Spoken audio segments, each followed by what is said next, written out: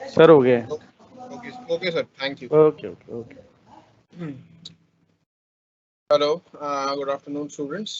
तो आज natural resources की थर्ड क्लास है आपकी, और आज हम एनर्जी रिसोर्सेज को डिस्कस करेंगे।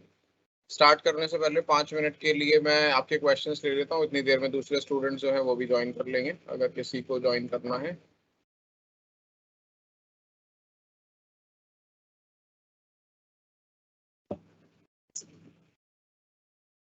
What is flora and fauna? Flora मतलब होता है प्लांट्स, किसी पर्टिकुलर एरिया का। फ्लोरा एंड फौना का मतलब है, फ्लोरा मतलब प्लांट्स, फौना मतलब एनिमल्स। तो किसी पर्टिकुलर एरिया में कौन से प्लांट्स और एनिमल्स हैं उसको फ्लोरा एंड फौना बोलते हैं। Good afternoon Shreya, hold on a second.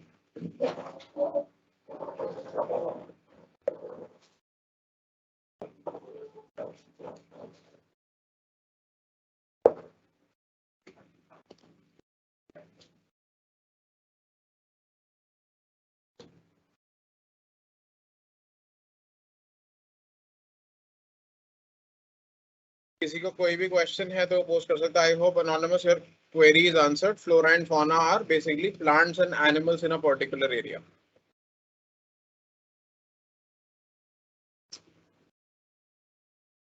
Can any of you confirm whether my voice is clear or not? आवाज क्लियर आ रही है सबको? कोई नॉइज या डिस्टरबेंस तो नहीं है बैकग्राउंड में?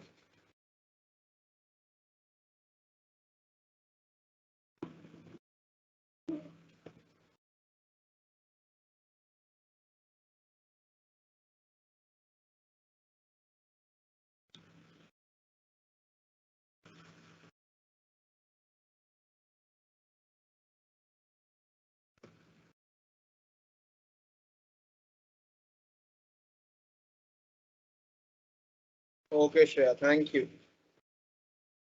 अगर आप में से किसी का भी कोई क्वेश्चन है तो आप पूछ सकते हैं। 5 मिनट में हम क्लास स्टार्ट कर रहे हैं बस।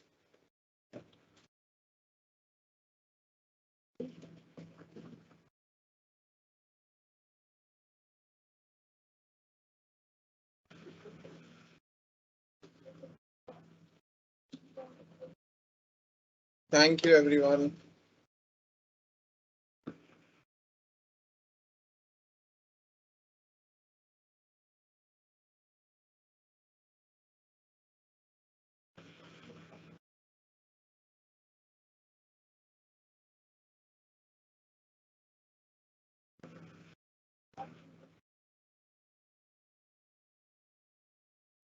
Any other question regarding class or topics or exams or anything?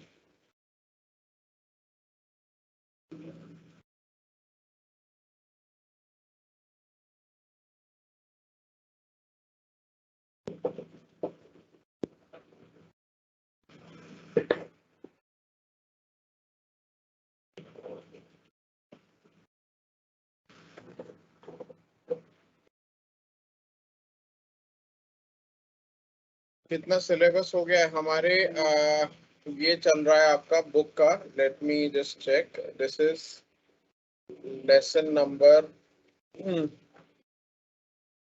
आप अपनी बुक के हिसाब से देखोगे तो लेसन नंबर 7 आज स्टार्ट कर रहे हैं हम। 6 लेसन हो चुके हैं आपके सपोर्ट मटेरियल के हिसाब से। लेसन नंबर 7 आज हम स्टार्ट करेंगे। पीपीटी का लिंक मैं शेयर कर दूंगा अभी। अभी ये कंप्लीट पीपीटी का लिंक मैं शेयर कर दूंगा आज या नेक्स्ट क्लास में। मैं आपके साथ ना अनोनिमस कंप्लीट पीपीटी शेयर कर दूंगा नेचुरल रिसोर्सेज की नेक्स्ट क्लास में, जिसमें लैंड रिसोर्सेज, वाटर रिसोर्सेज और नेचुरल एनर्जी रिसोर्सेज। इसको थोड़ा सा कंपाइल करना चाह रहा हूँ मैं, मुझे कुछ फैक्ट्स ऐड करने हैं इसके अंदर जो आपको एग्जाम में थोड़ा हेल्प कर देगा। तो नेक्स्ट क्लास में मैं इस कंप्लीट पीपीटी आपके साथ शेयर कर दूंगा। Good afternoon Swati. एग्जाम कब और कैसे होगा? एग्जाम मोस्ट लाइकली अगस्त फर्स्ट वीक में होगा। ऑफलाइन होगा या ऑनलाइन होगा ये अभी कुछ श्योर नहीं है, तो ये आप एसओएल अथॉरिटी से पूछिए। अगर हो सकता है वो आपको अभी बता पाए, हो सकता है ना बता पाए, लेकिन आपको टाइमली इन्फॉर्म कर दिया जाएगा। ऐसा नहीं होगा कि आपको 2 दिन पहले बोलेंगे कि ऑफलाइन एग्जाम है। आपको 1-2 महीने, 1-1.5 महीने पहले ही पता लग जाएगा कम से कम।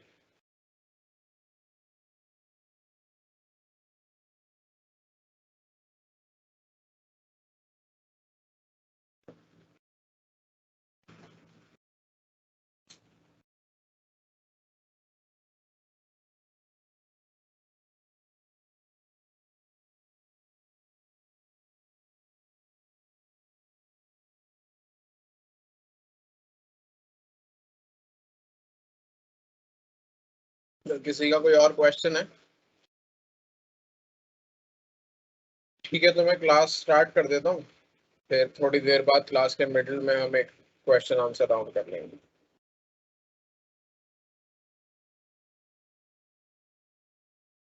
तो टॉपिक आज हम शुरू करने वाले हैं एनर्जी रिसोर्सेस। तो सबसे पहले मैं कुछ बेसिक चीज बता देता हूँ, ये आपने 10th क्लास में वैसे तो पढ़ा हुआ है, कुछ 10th में था, कुछ एक्चुअली 11th की साइंस में था, तो आपने नहीं पढ़ा होगा। लेकिन एनर्जी क्या होती है? Energy can be defined as the ability और कैपेसिटी टू डू वर्क। ठीक है, हम ये कहते हैं ना जब हम बहुत थक जाते हैं कि मेरे अंदर बहुत और एनर्जी नहीं है काम करने की, ठीक है, या मेरे अंदर बहुत एनर्जी है अभी काम करने की, तो एनर्जी क्या डिस्क्राइब कर दी है कि हमारे अंदर कितनी कैपेसिटी है वर्क करने की। ठीक है, किसी भी बॉडी में कितनी कैपेसिटी है वर्क करने की, चाहे वो लिविंग ऑर्गेनिज्म है चाहे वो नॉन लिविंग मशीन है। ठीक है, तो एनर्जी इज बेसिकली कैपेसिटी या एबिलिटी टू डू वर्क। ठीक है, नाउ दो थर्मोडायनेमिक्स के लॉज हैं जो एनर्जी के बिहेवियर को डिस्क्राइब करते हैं। थर्मोडायनेमिक्स बेसिकली एनर्जी की स्टडी को थर्मोडायनेमिक्स कहा जाता है, क्योंकि आप कॉमर्स स्टूडेंट्स हैं तो आपने थर्मोडायनेमिक्स शायद वर्ड पहली बार सुना हो, अगर सुना है तो बहुत अच्छी बात है। लेकिन थर्मोडायनेमिक्स कहते हैं बेसिकली स्टडी ऑफ एनर्जी को। सिंपल वर्ड्स में अगर आप समझो तो स्टडी ऑफ एनर्जी, एनर्जी के मूवमेंट की स्टडी को आप थर्मोडायनेमिक्स बोलते हैं। ठीक है, फिर उसके बाद थर्मोडायनेमिक्स के दो लॉ हैं। पहला लॉ जो है आपने 10th 9th क्लास में भी पढ़ा हुआ है, ये है energy can neither be created nor destroyed. Energy ना तो क्रिएट की जा सकती है ना डिस्ट्रॉय की जा सकती है, ये सिर्फ ट्रांसफर हो सकती है एक फॉर्म से दूसरी फॉर्म में। जैसे एक इंजन को जब आप चला रहे हो, तो पुराने जमाने में इंजन चलते थे, ट्रेन के इंजन जो चलते थे वो कोल से चलते थे, कोयला को जला के, तो हीट एनर्जी को आप मैकेनिकल एनर्जी में कन्वर्ट कर देते। ट्रेन मूव कर रही है ना, तो वो क्या हो गई? वो हो गई mechanical energy. Movement of train is mechanical energy. तो आप हीट एनर्जी को मैकेनिकल एनर्जी में कन्वर्ट कर रहे थे उस कंडीशन में। अब इस टाइम में एक ट्रेन चल रही है इलेक्ट्रिसिटी से, इलेक्ट्रिक करंट का यूज करके, तो अभी आप कह रहे हो कि आप इलेक्ट्रिकल एनर्जी को मैकेनिकल एनर्जी में कन्वर्ट कर रहे हो। और हालांकि देखो तो 3 लेवल का कन्वर्जन है। इलेक्ट्रिसिटी कैसे बनती है? जनरली जो इलेक्ट्रिसिटी हमारे देश में या अराउंड द वर्ल्ड अभी बनाई जा रही है, अब तो हालांकि बहुत सारी अलग अलग फॉर्म है इलेक्ट्रिसिटी प्रोड्यूस करने के, सोलर वगैरह सारे, सोलर है, विंड है, हाइड्रो इलेक्ट्रिक है, लेकिन मोस्टली इलेक्ट्रिसिटी जो है वो कोल को या पेट्रोलियम को, नेचुरल गैस को बर्न करके जलाई जाती है, यानी हीट एनर्जी को इलेक्ट्रिकल एनर्जी में कन्वर्ट किया जाता है। और फिर उस इलेक्ट्रिकल एनर्जी से अगर हम ट्रेन चला रहे हैं तो हम ये बोल सकते हैं कि इलेक्ट्रिकल एनर्जी मैकेनिकल एनर्जी में कन्वर्ट हो रही है। ठीक है, तो फर्स्ट लॉ ऑफ थर्मोडायनामिक्स ये है कि एनर्जी क्रिएट नहीं की जा सकती, डिस्ट्रॉय भी नहीं की जा सकती, it can only be transferred from one form to another. Second law of thermodynamics ये है कि some energy is always dissipated into unavailable form. जब भी आप एनर्जी को यूज करके एक फॉर्म से दूसरी फॉर्म में कन्वर्ट करते हो तो कुछ एनर्जी वेस्ट जरूर होती है। जैसे बहुत सिंपल सी बात है, आप ये चीज सोचो, जब आपके ट्रेन चलाते थे, जैसे पुराने जमाने में कोल डाल के ट्रेन चलाते थे, तो कोल से जितनी हीट प्रोड्यूस होती थी क्या वो सारी की सारी हीट इंजन को चलाने में यूज हो जाती थी? नहीं, ऑब्वियसली कुछ हीट तो एनवायरनमेंट में भी लॉस होगी ना, सराउंडिंग एयर जो है वो गर्म हो जाएगी, इंजन के पार्ट्स उससे गर्म हो जाएंगे, मेटल का बना हुआ इंजन है।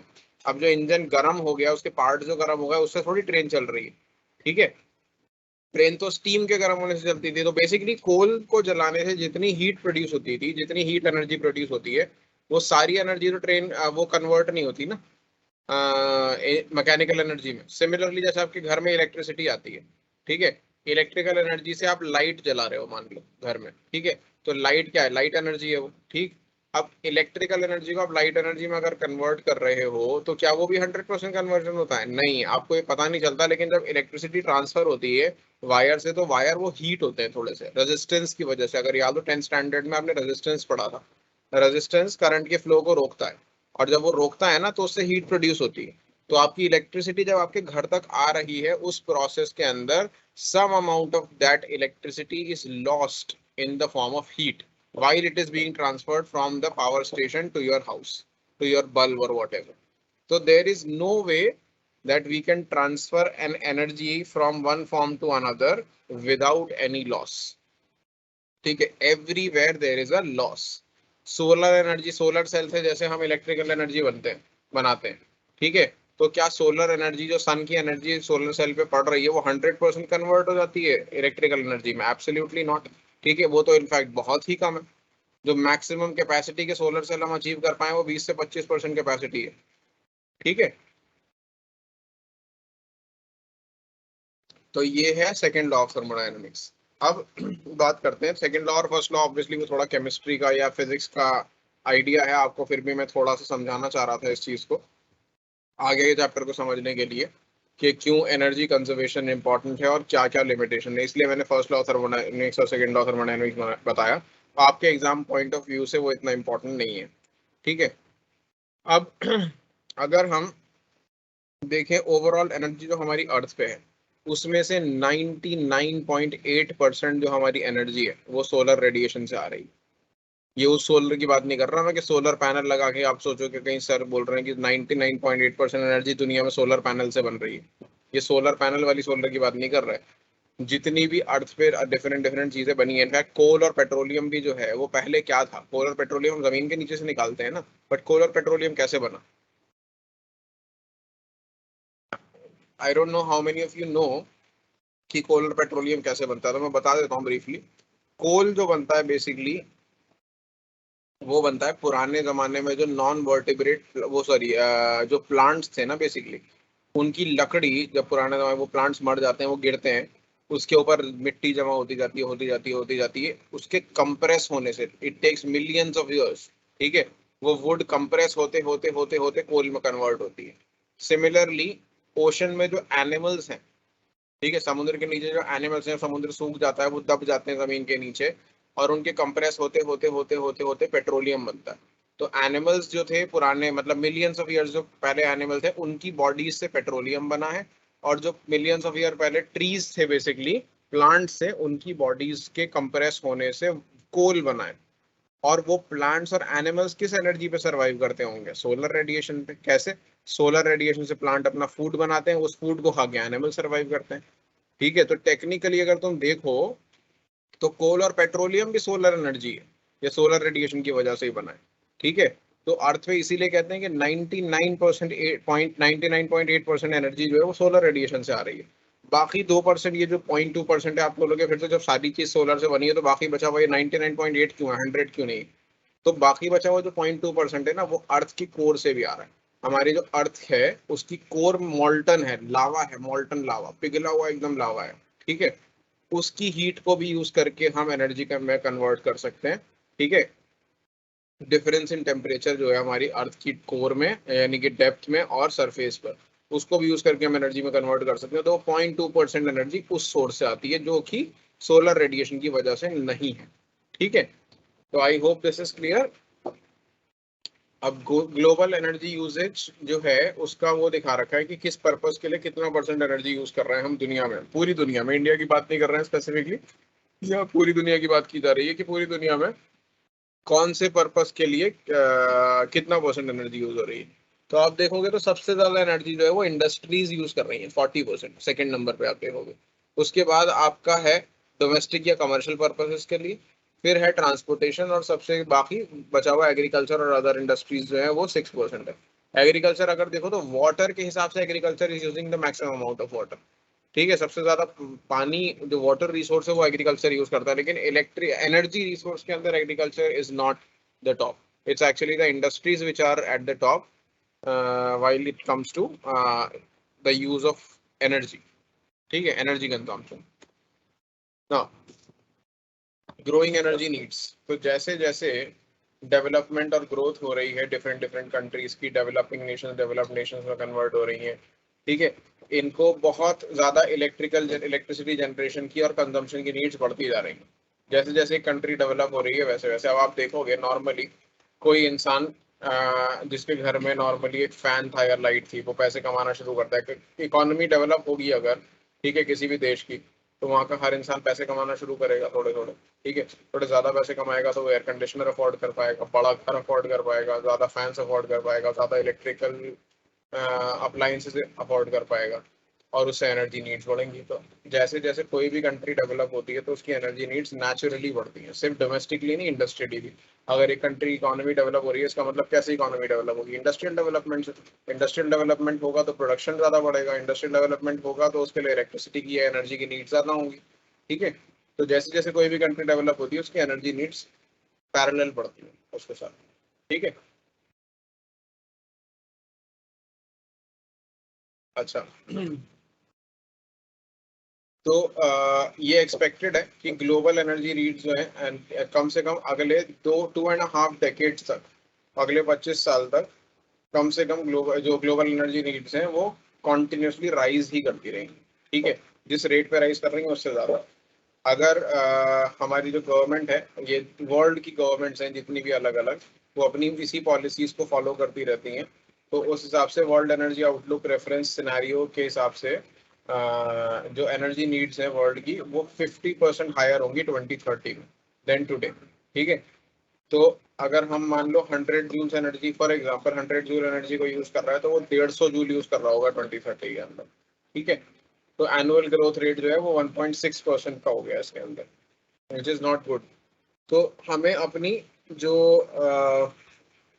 पॉलिसीज हैं गवर्नमेंट की एनर्जी को लेकर, उनको चेंज करने की जरूरत है, ताकि हम एनर्जी कंजम्पशन को रिड्यूस कर सकें। अननेसेसरी वेस्ट भी बहुत होता है क्योंकि एनर्जी का, अब आपने घर में ही देख लो आप कितना वेस्ट कर रहे हो इलेक्ट्रिसिटी का। क्या आप हमेशा लाइट्स ऑफ करते हो जब आप घर से कमरे से बाहर जाते हो? क्या आप मोटर को टाइम पे बंद कर देते हो? क्या आप एसी को नॉर्मल टेम्परेचर पे चलाते हो? ठीक है, ये बहुत कॉमन प्रैक्टिस है कि we run our ACs at 18 degree celsius, 20 degree celsius, 21।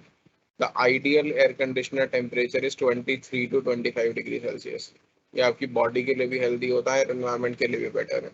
ये बेवकूफ़ी वाली चीज़ है अगर आप कहते हो कि हमें तो 23 डिग्री पे गर्मी लगती है, ठीक है, हमें 20 डिग्री का टेम्परेचर ही चाहिए या हमें 18 डिग्री का टेम्परेचर ही चाहिए। This is the stupidest thing. Your body is naturally adapted to 25 degree celsius of temperature. Room temperature इसीलिए 25 डिग्री सेल्सियस बोला जाता है। तो अगर आपका एसी 25 डिग्री पे चल रहा है, वो आपके लिए भी हेल्दी है और एनवायरमेंट के लिए भी हेल्दी है। ठीक है, उसे मेंटेन करना आसान है। अगर आप कॉन्टिन्यूसली 18 डिग्री 20 डिग्री पे अपना एसी चलाते हो, कुछ अक्लमंद लोग 16 पे भी चलाते हैं वैसे। ठीक है, तो इस टेम्परेचर पे एक तो आपकी बॉडी के लिए बहुत हार्मफुल है, क्योंकि आप इतनी ठंड में से निकल के बाहर गर्मी में जाओगे तो आपकी बॉडी उस चेंज को बार बार अडाप्ट करने में दिक्कत होगी। दूसरी चीज, कॉन्टिन्यूसली आपका एसी चलेगा, कट नहीं होगा। ठीक है, आपकी पॉकेट पे भी हैवी होगा, इलेक्ट्रिसिटी बिल ज्यादा आएगा, आपका एसी जल्दी खराब होगा, आपका इलेक्ट्रिसिटी कंजम्पशन बढ़ेगा, इन्वायरमेंट के लिए डैमेजिंग होगा। तो it is not good in any way, not for your health, nothing for nothing literally. ठीक है, तो एसी का टेम्परेचर आपका 23 से 25 डिग्री सेल्सियस के बीच में रहना चाहिए। एंड अगर आप नहीं करते हैं तो I would suggest you follow this practice, and it is very important for the environment, and not just for the environment, for your own health as well. ठीक है, इसके अलावा कहीं भी, जरूरी नहीं आपका घर है, आप अपने ऑफिस में जाते हो, कहीं पे भी काम करते हो, वहाँ पे भी अगर आपको इलेक्ट्रिसिटी, कोई एसी एक्स्ट्रा चलता हुआ दिख रहा है, कोई लाइट एक्स्ट्रा खुली दिख रही है, कोई एक्स्ट्रा फैन चलता हुआ दिख रहा है, तो क्लोज है। आप ये क्यों सोचते हो कि मेरा पैसा थोड़ी जा रहा है? अरे अल्टीमेटली आप, अगर आप सोचोगे ना एक तरीके से, ये आप ही का पैसा जा रहा है। ठीक है, आप सोचो, अगर आप अपने ऑफिस की लाइट चलते हुए छोड़ देते हो, सभी लोग, ऐसा हजारों लोग ये करने लगे, मुझे क्या फर्क पड़ता है, ऑफिस की तो लाइट है, मैं थोड़ी बिल देता हूँ, ऑफिस वाले ही देते हैं। तो आप डिमांड बढ़ा रहे हो बेसिकली इलेक्ट्रिसिटी ओवरऑल। आपके शहर में ही है ना आपका ऑफिस, आपके शहर के अंदर उस इलेक्ट्रिसिटी की डिमांड बढ़ रही है। डिमांड जैसे जैसे बढ़ेगी, कंपनी और ज्यादा आएंगी, आपकी जो उनकी सप्लाई है, सप्लाई करने में उन्हें दिक्कत होगी, सप्लाई करने में उन्हें दिक्कत होगी, तो वो रेट्स बढ़ाएंगे। ठीक है, जब डेफिशिएंसी हो जाएगी फ्यूल्स की इलेक्ट्रिसिटी प्रोड्यूस करने के लिए, क्योंकि you are consuming so much electricity. दूसरा, पावर आउटेज। अभी क्या हुआ रिसेंटली, अभी आपने देखा होगा, आई डोंट नो, अगर आप दिल्ली में रहते हैं आप लोग, अभी रिसेंटली पावर आउटेजेस हो रहे हैं कई जगह पे पिछले हफ्ते। अभी तो 2-3 दिन से बारिश हो रही है, हो गई 2-3 बार, तो टेम्परेचर थोड़ा कम हो गया। अभी लास्ट में 1 हफ्ते 2 हफ्ते पहले आपने देखा होगा टेम्परेचर 50 डिग्री ऑलमोस्ट टच कर गया था, 48-49 टच कर गया था। तो उस टाइम पे कई जगह के ट्रांसफार्मर्स में आग लग गई, बहुत सारी जगह दिल्ली के अंदर ट्रांसफार्मर्स में आग लग गई। तो उसका रीजन क्या था? उसका सिंपल सा रीजन था कि इतने टेम्परेचर बढ़ने की वजह से, एक तो जो ट्रांसफार्मर है वो हीट अप हो जाते हैं, दूसरा सब लोग एसी चला रहे हैं कॉन्टिन्यूसली, और कई लोग 16-16 डिग्री चलाने वाले भी होते हैं, जैसे मैंने कहा 16 डिग्री पे चला रहे हैं, 18 डिग्री पे चला रहे हैं। कॉन्टिन्यूस ना, कॉन्टिन्यूस इतने एयर कंडीशनर्स का लोड हमारी पावर सप्लाई लाइन पे पड़ रहा है। हमारी power supply line obviously India के अंदर जो चीजें वैसे ही की जाती हैं, आधी अधूरी ढंग से करती नहीं है government. Power supply line ready है ही नहीं इतने लोड के लिए, तो आग लग गई ट्रांसफार्मर्स के अंदर। ठीक है, 2-2 दिन का पावर आउटेज हुआ है एक आध जगह पे, 1-2 जगह, और ऐसी जो ऐसी जगह की बात नहीं कर रहा हूँ मैं, दिल्ली में नॉर्थ कैंपस की बात कर रहा हूँ आपका, एसओएल जहाँ पर। ठीक है, पूरे 1.5 दिन का पावर आउटेज था, एक पूरी रात और अगला दिन आधा। ठीक है, तो इतना बड़ा बड़े पावर आउटेजेस हो रहे हैं, वो भी दिल्ली की टॉप कॉलोनीज के अंदर। ट्रांसफार्मर में आग लग गई, उसमें टॉप कॉलोनी क्या करेगी? ठीक है, तो ये आपके घर पे भी हो सकता है। तो आप ये मत सोचो कि मेरे ऑफिस की लाइट बंद करना मेरी जिम्मेदारी नहीं, मुझे क्या फर्क पड़ रहा है। तो ये पावर आउटेजेस बढ़ेंगी और इसी से आप भी अफेक्ट हो सकते हो। इतना हैवी लोड, अगर आप एक्सेसिव इलेक्ट्रिसिटी यूज कर रहे हो, तो इतना हैवी लोड पड़ रहा है वर्ल्ड के ग्रिड पे, जो आपके लिए भी डैमेजिंग है लॉन्ग टर्म में। तो इसके बाद ग्रोइंग एनर्जी नीड्स पे अगली चीज, इंडिया जो है जो फास्टेस्ट ग्रोइंग मार्केट है वर्ल्ड के अंदर, and it is expected to be the second largest contributor to the increase in global energy demand by 2035, accounting for approximately 18% of the rise in global energy consumption. तो global energy consumption में जो बढ़ोतरी होने के chances हैं 2035 तक, उसमें 18% contribution India का होगा। क्यों? सिंपल सा रीजन, इंडिया की पॉपुलेशन बहुत ज़्यादा है। ठीक है, पॉपुलेशन ज़्यादा है तो यहाँ एनर्जी डिमांड बहुत ज़्यादा है नेचुरली। क्या रीज़न है एनर्जी डिमांड बढ़ने के? तो चार मेजर रीज़न है। सबसे पहला, ग्लोबलाइजेशन। ग्लोबलाइजेशन का मतलब क्या होता है कि दुनिया में, आप कॉमर्स स्टूडेंट हो, आप मुझसे बेहतर ग्लोबलाइजेशन को जानते होगे, लेकिन फिर भी, तो ग्लोबलाइजेशन का मतलब क्या है? World trade. बेसिकली लोग इधर एक कंट्री के लोग दूसरी कंट्री के लोगों से इंटरेक्ट कर रहे हैं, चाहे वो आर्ट की फॉर्म में है, चाहे वो सिनेमा की फॉर्म में है, चाहे वो, मेजरली ग्लोबलाइजेशन को बिजनेस से एसोसिएट किया जाता है। सबसे पहला वर्ड यही आता है, ग्लोबलाइजेशन का मतलब है trades between different country, people from different country, there is a trade going on, but this is not the only form of globalization. The exchange of art and culture is also part of globalization. But globalization has a one negative side. What is that?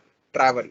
कि globalization की वजह से people are traveling across countries a lot. ठीक है, and that travel actually is responsible for a lot of energy demand. ठीक है, जो आपका एविएशन इंडस्ट्री है, that is the one of the most polluting industries in the world. और उनकी energy demand बहुत हाई है, बहुत हाई। सिर्फ एयरपोर्ट्स को मेंटेन करने, सिर्फ फ्लाइट की एनर्जी डिमांड्स नहीं कि उसके अंदर जो फ्यूल यूज हो रहा है वो कितना ज़्यादा पोल्यूटिंग है और कितना ज़्यादा एनर्जी डिमांडिंग है। दूसरा साथ में वो जो एयरपोर्ट्स हैं, बेसिकली होटल्स हैं। ठीक है, तो ग्लोबलाइजेशन या ट्रांसपोर्टेशन जो है, global transportation is also is one of the major, one of the biggest factors, one of the biggest consumers of energy. ठीक है, इसके बाद industrialisation, specially in emerging markets. Emerging economies के अंदर इंडस्ट्रीज का बढ़ना। अब इंडस्ट्रीज इन इमर्जिंग इकोनॉमीज के अंदर बहुत एफिशिएंटली भी एनर्जी को यूज नहीं कर रही है। जैसे इंडिया के अंदर नई इंडस्ट्री कोई लगाता है, उसका पहला गोल होता है प्रॉफिट कमाना। ये यूरोपियन कंट्रीज में इंडस्ट्रियलाइजेशन या अमेरिकन कंट्रीज में इंडस्ट्रियलाइजेशन हो रहा है, तो वो ऑलरेडी इंडस्ट्रियलाइज कंट्रीज है। अब उनकी इंडस्ट्रियलाइजेशन बहुत रेगुलेटेड है, तो वहाँ पे जब कोई नई इंडस्ट्री लगती है तो उसका ये भी मॉनिटर किया जाता है कि इसकी एनर्जी कंजम्पशन कितनी ज्यादा होगी, and they try to minimise that. उन पे टैक्सेस लगाए जाते हैं ज्यादा एनर्जी कंजम्पशन के लिए।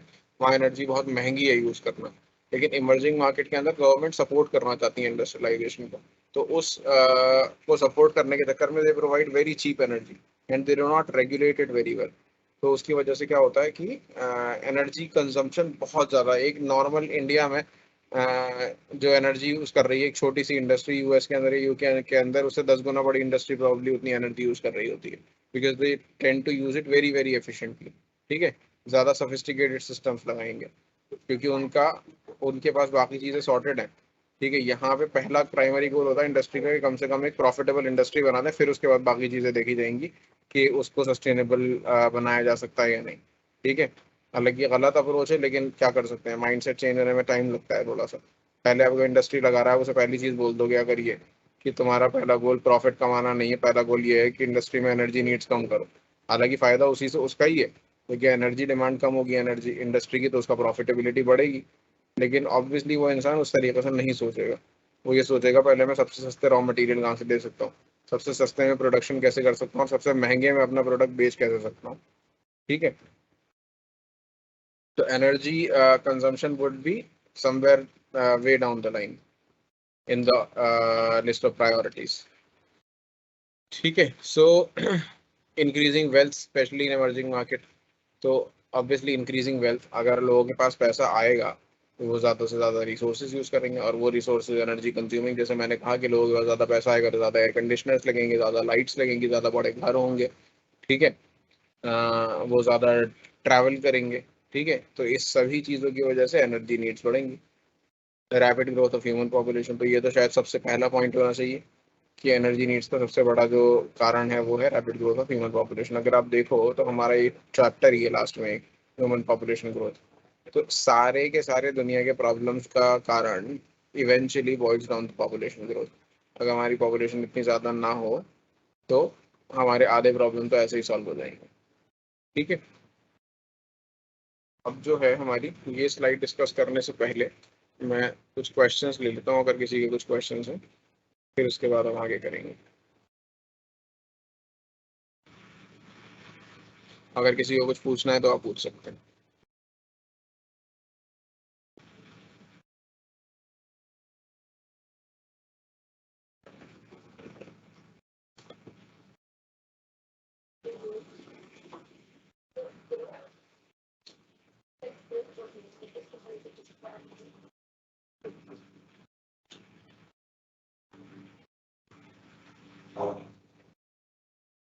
अच्छा चलो, एक मैं क्वेश्चन पूछता हूँ नॉर्मली, जो मैं एसी की बात कर रहा था। ईमानदारी से बताइए ऑनेस्टली कि आपके घर में एसी कितने टेम्परेचर पे चलता है? अगर आपके घर में एसी चलता है तो कितने टेम्परेचर पे चलता है?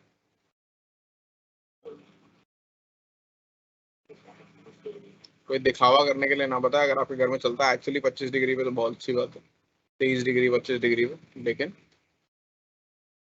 वंदना सिंह, यूट्रोफिकेशन टॉपिक वैसे आपका बाद में आएगा, बट मैं बता देता हूँ आपको। यूट्रोफिकेशन बेसिकली कहते हैं किसी लेक के अंदर, लेक या पॉन्ड के अंदर अगर आप बहुत ज्यादा ऑर्गेनिक मैटर डाल दो तो उसके अंदर एल्गी की ग्रोथ बढ़ जाती है। ठीक है, एल्गी किसे कहते हैं? जो ग्रीन कलर की देखी है ना हमने लेक्स के ऊपर, तालाब के ऊपर ग्रीन कलर की काई जम जाती है, ठीक है, उसको कहते हैं एल्गी। तो एल्गल ग्रोथ बढ़ जाती है।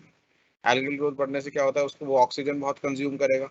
ऑक्सीजन बहुत कंज्यूम करेगा तो क्या होगा, जो उसके अंदर की फिशेज हैं वो मरने लगेंगी। ठीक, फिशेज मरने लगेंगी तो और ऑर्गेनिक मैटर बढ़ जाएगा, फिर और एल्गल ग्रोथ होगी। तो करते करते धीरे धीरे करते करते ऑक्सीजन कम होती जाएगी, कम होती जाएगी एक जगह पे, एक लेक में, और eventually that lake will be dead.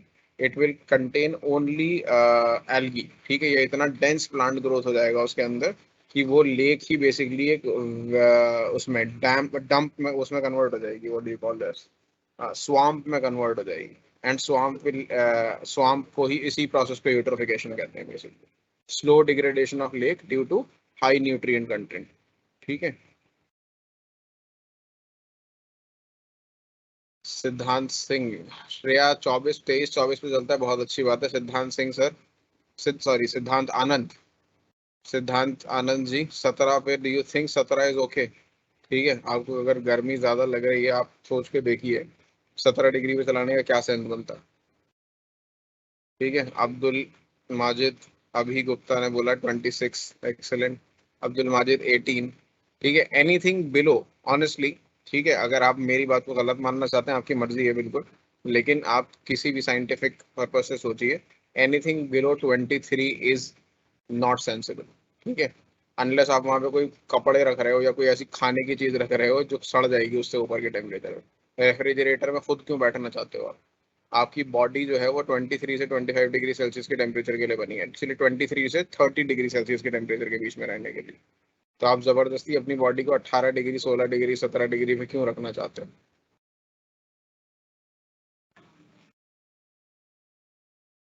Save soil, अभी ये एक्चुअली एक इनिशिएटिव स्टार्ट किया है इन्होंने, जो क्या नाम है बाबा का, इनका मैं नाम भूल गया, सॉरी। जो बाबा है, जो बेसिकली जिन्होंने ये सेव सॉइल इनिशिएटिव स्टार्ट किया है। तो सेव सॉइल इनिशिएटिव ये है, देखो जो भी सॉइल है ना हमारा, वो बहुत इंपॉर्टेंट रिसोर्स है। नेचुरल रिसोर्स हमने चैप्टर कर लिया, सबसे पहला उसमें लैंड रिसोर्सेज चैप्टर था। तो सॉइल जो है बेसिकली एग्रीकल्चरल ग्रोथ के लिए, ऑब्वियसली हमारा खाना का सारा सॉइल में उगता है ना। तो एक्सेसिव पेस्टिसाइड या केमिकल्स के यूज की वजह से सॉइल जो है वो कंटिन्यूसली डिग्रेड होती जा रही है। और अगर एक बार सॉइल डैमेज हो गई कंप्लीटली, जिसके अंदर कुछ फर्दर प्लांट ग्रो नहीं कर सकते, तो ये तो खतरनाक है ना हमारी पूरी दुनिया के लिए। खाने के बिना कैसे सर्वाइव करोगे? Food shortage is the biggest danger that is roaming around the world. तो सेव सॉइल जो इनिशिएटिव है, उन्होंने क्या किया, एक इनिशिएटिव स्टार्ट किया है जहाँ पे कुछ शायद 12 13 कंट्रीज के अंदर वो एक बाइक राइड ऑर्गेनाइज की है, जिसपे ये सादगुरु, सॉरी बाबा का नाम भूल गया था मैं, सादगुरु जी जो हैं वो बाइक राइड करके 12 कंट्रीज का विजिट करेंगे। उसके अंदर वो बेसिकली उसे प्रमोट कर रहे हैं, उनकी गवर्नमेंट की पॉलिसीज को चेंज करने की कोशिश, उनका इनिशिएटिव है कि गवर्नमेंट अपनी पॉलिसीज चेंज करे, सॉइल प्रिजर्वेशन की तरफ ज़्यादा ध्यान दे ज़्यादा। तो that is soil save soil initiative.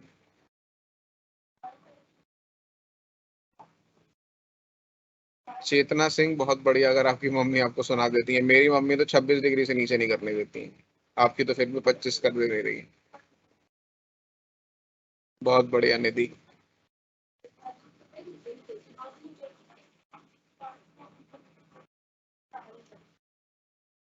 Kushal, I don't think there is any assignment.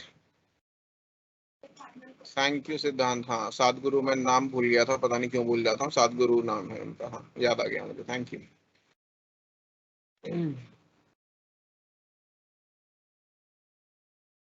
चलिए, तो अब जो हमारा वो है, अब ये जो स्लाइड है ये लास्ट स्लाइड है समझो डिस्कस करने के लिए।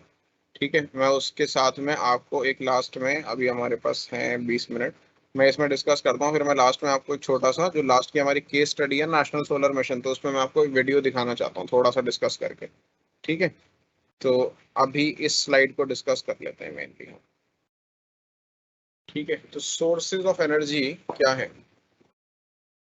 तो कहाँ से हमें एनर्जी मिल रही है उसे सोर्सेज ऑफ एनर्जी बोलते हैं। दो तरह के सोर्सेज ऑफ एनर्जी है, एक है कन्वेंशनल सोर्सेज ऑफ एनर्जी या non renewable sources of energy जिसे कहते हैं। ठीक है, दूसरे हैं नॉन कन्वेंशनल या रिन्यूएबल सोर्सेज ऑफ एनर्जी।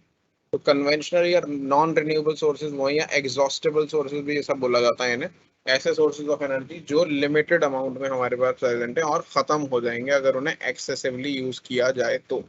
ठीक है,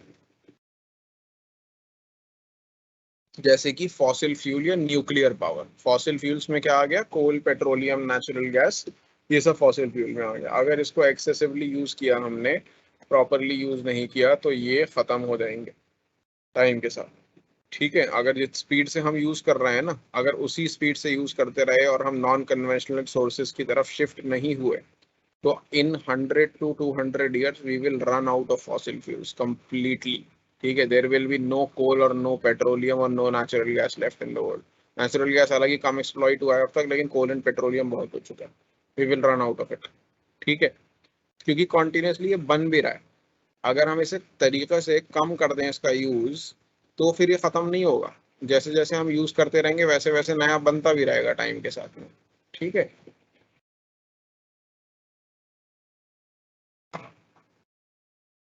तो मैं थोड़ा सा फॉसिल फ्यूल के बारे में डिस्कस कर लूँ। पहले फॉसिल फ्यूल के बारे में डिस्कस क्या करना है, अगर आपको पता ही है मेन क्या है, कोल, पेट्रोलियम और नेचुरल गैस है। कोल, पेट्रोलियम मैंने बताया फर्स्ट स्लाइड में आपको कैसे बनता है। कोल जो है वो decomposition of, pressurise decomposition of plant से बनता है। Petroleum pressurise decomposition of ocean animals से बनता है। समुद्र में जो रहने वाले एनिमल्स हैं, वो जो मिलियंस ऑफ ईयर्स पहले थे, उनकी बॉडी के डिकम्पोजिशन से बना है बेसिकली।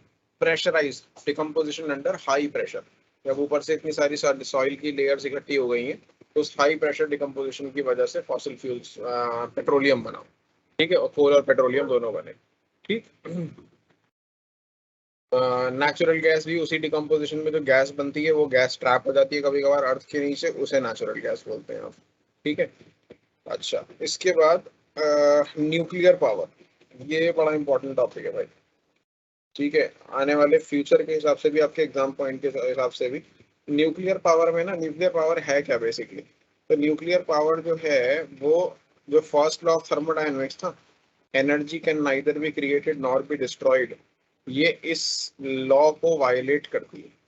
ठीक है, कि energy can neither be created nor destroyed, क्योंकि यहाँ पे हम एनर्जी क्रिएट ही कर रहे हैं। हालांकि क्रिएट कैसे कर रहे हैं, मास को डिस्ट्रॉय करके क्रिएट कर रहे हैं। ठीक है, थोड़ा सा जब इसके अंदर एक न्यूक्लियर फ्यूल्स क्या होते हैं, यूरेनियम, प्लूटोनियम, कुछ कुछ एलिमेंट्स ऐसे हैं हमारे पीरियोडिक टेबल में, जो हमारी अर्थ पे या पीरियोडिक टेबल में कह लो, कुछ एलिमेंट्स ऐसे हैं जिनको अगर हम ब्रेक डाउन करें ना, एटम को ब्रेक डाउन करें, हमने ये भी पढ़ा था 9th क्लास में। आप कॉमर्स स्टूडेंट हो तो आपको आगे की कहानी नहीं पता होगी, तो मैं थोड़ा सा बता देता हूँ। हमने आपने 9th क्लास में ये पढ़ा था कि atom can neither be created not destroyed. Atom किसी भी चीज का सबसे छोटा पार्टिकल होता है। ठीक है, किसी भी चीज के सबसे छोटे पार्टिकल को क्या बोलते हैं, एटम।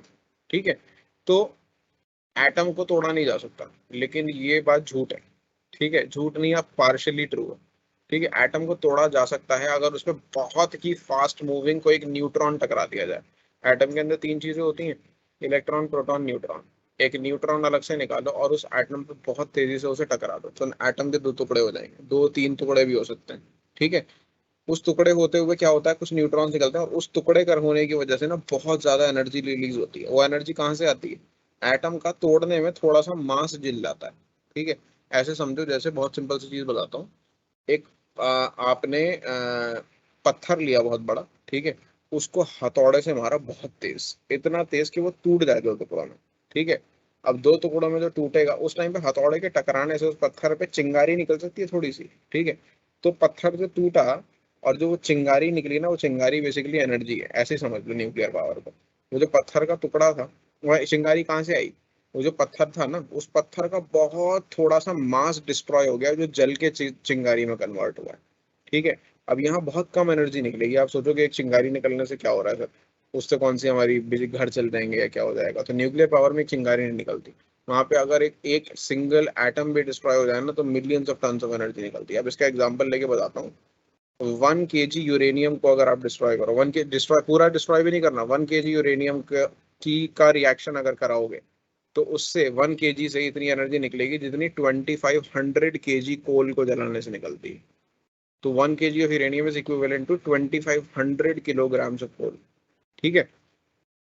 ये फिगर एक बार चेक कर लेना, I am not very sure 100%, लेकिन हाँ तकरीबन अराउंड दैट, इसी फिगर के आसपास नंबर है। तो न्यूक्लियर पावर में हम बेसिकली एक एटम को ब्रेक डाउन करते हैं, ठीक है, दो टुकड़ों में, उस प्रोसेस में एनर्जी निकलती है। अब न्यूक्लियर पावर ये तो एक टाइप की जो मैंने आपको बताई ना, ये एक टाइप की न्यूक्लियर पावर है जिसे मैंने बताई, उसे कहते हैं न्यूक्लियर फिजन, ठीक है। न्यूक्लियर फिजन यानी कि न्यूक्लियस को तोड़ दिया दो टुकड़ों में, ठीक। और दूसरे टाइप की न्यूक्लियर पावर होती है न्यूक्लियर फ्यूजन, ठीक है। फ्यूजन मतलब दो एटम्स को आपस में इतनी जोर से टकराया हमने कि वो एक दूसरे से जुड़ गए। अब जैसे मैंने पहले दो एक एटम को तोड़ के दो एटम बनाए थे, यहाँ पे क्या करूंगा, दो एटम को जोड़ के एक एटम बनाऊंगा, ठीक है।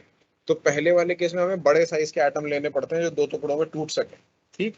और इसमें न्यूक्लियर फ्यूजन में हमें छोटे साइज के एटम लेने पड़ते हैं जिनको इजीली जोड़कर एक बड़ा एटम बनाया जा सके, ठीक है। तो दोनों ही प्रोसेस में, जो न्यूक्लियर फ्यूजन बता रहा हूँ ना आपको सेकंड वाला, हाइड्रोजन हाइड्रोजन के दो एटम को आपस में इतनी तेज टकराओ कि वो जुड़ जाए आपस में और हीलियम का एटम बना दें, ठीक है। ये नाम तो सुने हुए ही होंगे 10th क्लास तक, हाइड्रोजन हीलियम। हाइड्रोजन पहला एटम होता है, हीलियम दूसरा होता है, ठीक है। तो हाइड्रोजन हाइड्रोजन के दो एटम को आपस में इतनी जोर से टकराओ कि वो जुड़ के क्या बना दें, हीलियम का एटम बना दें। इस प्रोसेस में बहुत एनर्जी रिलीज होती है। अब ये प्रोसेस कहाँ होता है? सन में। आपका जो सूरज है, सन है जो हमारी अर्थ पे, हमारी अर्थ का जो सन है बेसिकली, जिसके अराउंड हमारी अर्थ रिवॉल्व कर रही है, उसके अंदर यही रिएक्शन हो रहा है, न्यूक्लियर फ्यूजन हो रहा है, यहाँ पे हाइड्रोजन हाइड्रोजन के दो एटम टकरा कर आपस में हीलियम का एटम बना रहे हैं, ठीक है। तो सन के अंदर कॉन्टिन्यूसली एक तरीके से कह लो बॉम्ब ब्लास्ट हो रहे हैं, न्यूक्लियर ब्लास्ट हो रहे हैं कॉन्टिन्यूसली। उसी की वजह से एनर्जी प्रोड्यूस हो रही है और वो एनर्जी सन की हम तक ट्रांसफर हो रही है, जिससे पूरा यूनिवर्स लिट अप है। मतलब पूरा यूनिवर्स कह रहा हूँ, हमारा सोलर सिस्टम लिट अप है, नॉट पूरा यूनिवर्स। पूरे यूनिवर्स में तो मल्टीपल सन्स है, ठीक है। हमारा जो सोलर सिस्टम है उसको पूरी की पूरी एनर्जी इसी सन से मिल रही है, ठीक है। तो ये न्यूक्लियर फ्यूजन है। अब इस प्रोसेस में एडवांटेज डिसएडवांटेज क्या है? न्यूक्लियर एडवांटेज है, क्या डिसएडवांटेज है, वो जान लेते हैं। तो न्यूक्लियर पावर सबसे पहले तो क्या है कि ये बहुत ही ज्यादा इकोनॉमिकल है। अगर एक बार इसे स्टार्ट कर दिया जाए, प्लांट को बनाने की इनिशियल कॉस्ट बहुत ज्यादा है, इसका प्लांट बनाने की इनिशियल कॉस्ट ज्यादा है, लेकिन एक बार सेटअप हो गया तो बहुत सस्ती एनर्जी देता है, ठीक है। कि इतने से अमाउंट को बर्न करने पे इतनी ज्यादा एनर्जी बन रही है और क्लीन एनर्जी है, यानी कि इससे कोई पोल्यूशन नहीं होता। हीट पोल्यूशन जरूर होता है, यस, ठीक है। ये हीट कर रहे हो वाटर को, तो वो तो किसी से भी हो रहा है, फॉसिल फ्यूल से भी हो रहा है। पानी को हीट करके टरबाइन घुमाओगे और फिर उसके बाद जो पानी गर्म होगा उसका क्या करोगे? तो उस गर्म पानी को अगर नदी में डायरेक्टली रिलीज कर दिया, तो गर्म पानी की वजह से नदी में रहने वाले या लेक में रहने वाले, सॉरी, लेक में रहने वाले जो भी एनिमल्स हैं वो मर जाएंगे।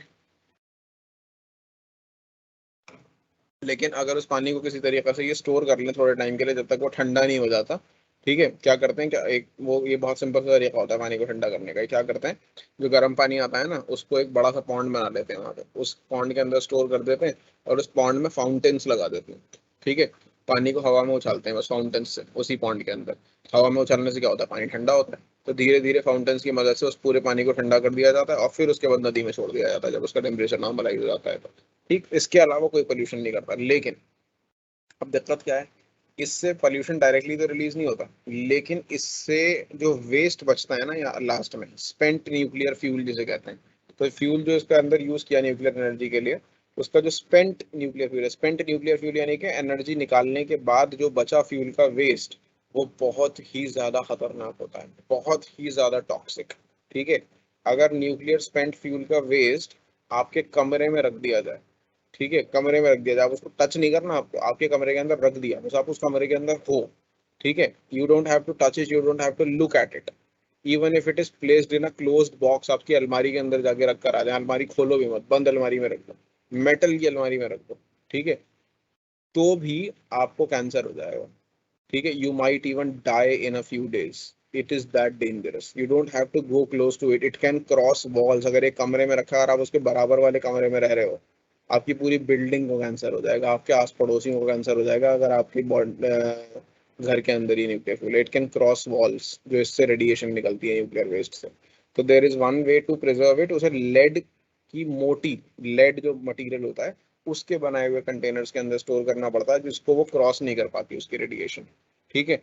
तो अब वो बहुत, तो इसका मतलब बेसिकली ये है कि इसका स्टोरेज बड़ा महंगा होता है, इसका जो वेस्ट है उसे ऐसे ही कहीं भी नहीं फेंक सकते, इसके वेस्ट को स्टोर करना, फिर उसके बाद उसे सेफली क्या करते हैं नॉर्मली, पहले तो सेफ वो करते हैं, सील करते हैं कंटेनर्स में, लेड के कंटेनर्स के अंदर, और उसके बाद उसे समुद्र के नीचे डुबा देते हैं बहुत गहराई में, या फिर किसी जगह पे गड्ढे खोद के बहुत गहरे उसके अंदर काट देते हैं, ठीक है।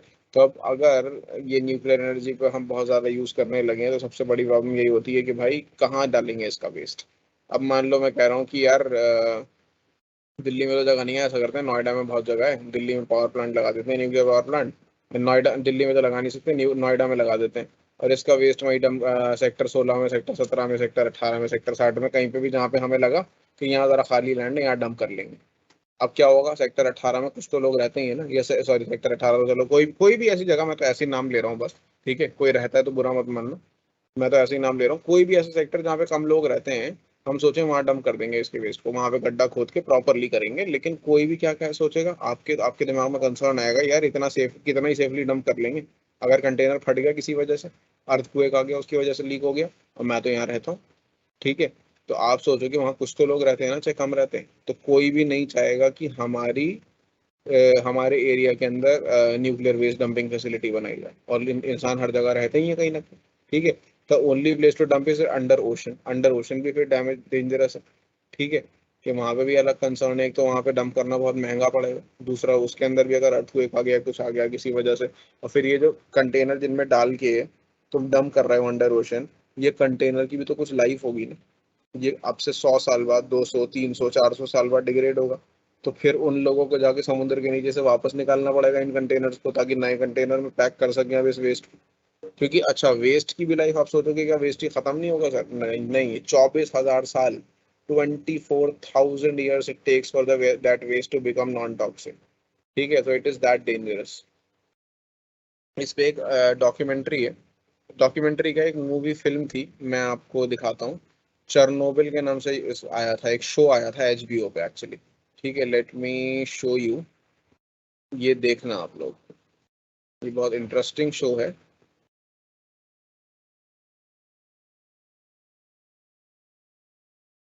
तो रशिया में एक डिजास्टर हुआ था, चरनोबिल डिजास्टर, इस पे एक शो आया था, 1986 में हुआ था ये डिजास्टर।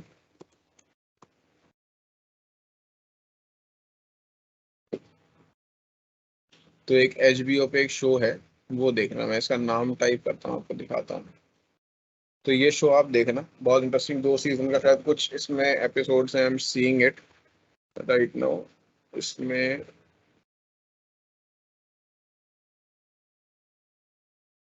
एक सीजन है इसका, and it has a few 6-7 episodes I guess, तो you should see this, it's a very interesting show and you will know about a lot, तुमने न्यूक्लियर पावर के बारे में काफी, एक्चुअली कितना अच्छा शो बनाया इन्होंने, कि ये नहीं सिर्फ डिजास्टर को दिखाया, न्यूक्लियर पावर के बारे में भी, एंड आखिरी एपिसोड में उन्होंने न्यूक्लियर पावर कैसे काम करती है एग्जैक्टली, न्यूक्लियर पावर प्लांट कैसे काम करते हैं वो भी बहुत अच्छे से समझाया, और क्यों उस न्यूक्लियर पावर प्लांट में बेस्ड ब्लास्ट हुआ था। मैं एक बार शो का नाम आपके उसमें टाइप कर देता हूँ, if any of you want to watch it, it's a good thing to watch, you'll learn something and it is very interesting actually.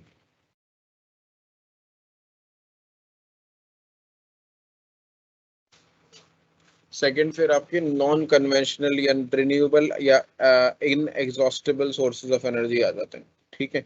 तो इन एग्जॉस्टेबल सोर्सेज ऑफ एनर्जी ऐसे सोर्सेज ऑफ एनर्जी हैं जो खत्म नहीं होंगे टाइम के साथ, ठीक है, जो ऑलमोस्ट ऑलमोस्ट अनलिमिटेड क्वांटिटी के अंदर है, ठीक है, जो हमारे पास बहुत सारे हैं और खत्म नहीं होंगे। ठीक है, तो इसमें आता है solar, wind, hydro electricity, hydrogen, ocean. Ocean के अंदर फिर तीन सब टाइप्स आ जाते हैं, ocean waves, tidal, ocean thermal, geothermal और बायोमास। ठीक है, तो ये सारे फॉर्म्स आ जाते हैं इसके अंदर।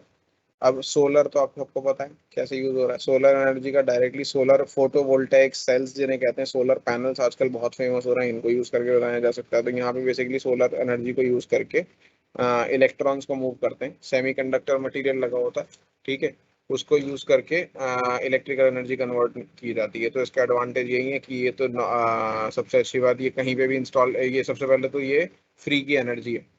एक बार इंस्टॉलेशन कॉस्ट आगे लगा दी आपने, उसके बाद आपको कोई खर्चा नहीं करना, कॉन्टिन्यूसली फ्री की एनर्जी प्रोड्यूस कर रहा है। मेंटेनेंस कुछ नहीं होती है सोलर पैनल की, जाके कपड़ा मार दो उसके ऊपर, बस इतनी मेंटेनेंस होती है। सोलर पैनल खराब नहीं होते, ठीक है, उसकी जो लेयर होती है उसके ऊपर चिपकी हुई, वो जाके 20-22 साल के अंदर टूटती है। ठीक, अगर आपके यहाँ कहाँ ऐसे एरिया में हो जहाँ पे बहुत ज्यादा वो तूफान वूफान ज्यादा आते हैं, तो वो टूट सकता है, डैमेज हो सकता है, या एनिमल्स उसे डैमेज कर दें या कुछ कर दें ज्यादा। बहुत एनिमल भी ऐसा नहीं है कि बर्ड वर्ड बैठेगा तो उससे डैमेज हो जाएगा, वो तो पत्थर वत्थर ही फेंक के मार दे लिटरली ऐसे उसके ऊपर।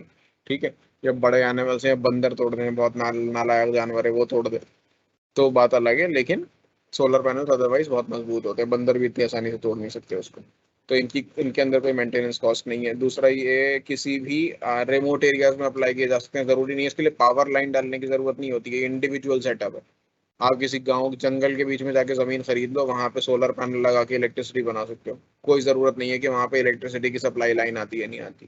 ठीक है, बैटरी सही होंगी आपको बस। तो अब इसके डिसएडवांटेज ये हैं कि अगर सोलर एनर्जी सन पे डिपेंडेंट है बहुत ज़्यादा, अगर वेदर पैटर्न चेंज होते हैं और किसी वजह से सन शाइन नहीं कर रहा है कुछ दिन तक, तो आपके पास कोई एनर्जी प्रोड्यूस नहीं हो रही। अब उसके लिए आपको एनर्जी स्टोरेज सिस्टम चाहिए, बैटरीज चाहिए जो आपकी एनर्जी को स्टोर रख सकें, 1-2 दिन का बैकअप कम से कम रख सकें, कि इसी केस में कि रात को तो चाहिए ही चाहिए बैकअप, जिस टाइम पे सन शाइन नहीं कर रहा तो ये एनर्जी प्रोड्यूस नहीं कर रहा है, तो आपको रात को तो बैकअप चाहिए ही चाहिए। उसके अलावा आपको अगर किसी वजह से बारिश हो गई किसी दिन, या ओवरकास्ट स्काई है, बारिश नहीं हुई है लेकिन बादल आए हुए हैं, तब उस दिन के लिए भी आपको बैकअप चाहिए। तो वो बैकअप के लिए बैटरी चाहिए। बैटरीज अभी इतनी ज़्यादा सस्ती नहीं हुई है, ठीक है, तो इट्स स्टिल एन एक्सपेंसिव, बहुत सस्ती हो गई है हालांकि कंपैरेटिवली।